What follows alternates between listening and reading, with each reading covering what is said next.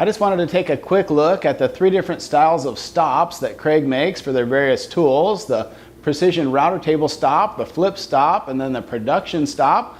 What are the differences on these? What tracks do they fit and how might you use them? So here's a quick guide.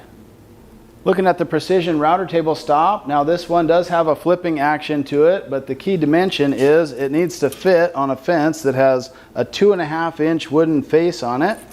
So this is not interchangeable with other flip stops that you might have on a crosscut sled at your table saw or on a miter saw. Those use a 2.25-inch high fence.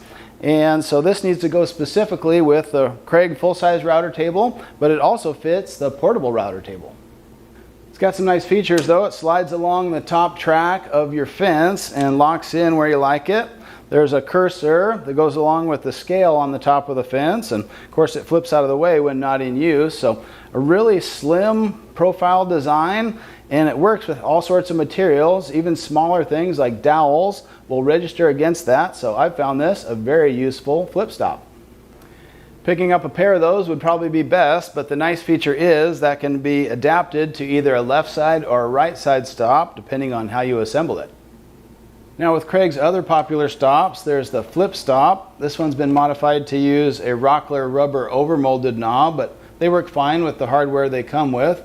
The main advantage is the fact that it flips out of the way when not in use, or just drop it down if you need to make a finishing cut for something at the crosscut sled or a miter station. This requires the Kreg top track system and a 2.25-inch face on that. Otherwise the stop won't operate properly.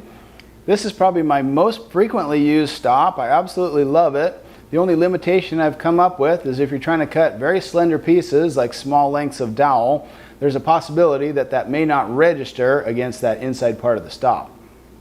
To address little issues like that, Kreg made the production stop, and this one's different. There's no articulating arm on it. So the bad part of that is you can't swing it out of the way when you're not using it. You have to actually physically slide it off the end of the track. But on the bright side, there's absolutely no wiggle in this. They call it a production stop because you're going to get the same measurement cut after cut, say if you're doing a large project at the chop saw. So I think that's the benefit here, is just really good precision. Just one word of warning on the production stop. Now as you loosen that, just loosen it slightly to slide it down the rail. If you make the mistake of just spinning it out too far, the problem is there's an articulated tip on that screw. And if you spin that in quickly, you may find that it doesn't stay flat against the side of the top track. So it's much better just to loosen that slightly, make your adjustment, and lock it back down. So as long as you keep in mind that the precision router table stop is for the full size or portable router table, whereas the production stop and the flip stop are for the top track systems, if you keep that part straight, you can make good use of these in the shop.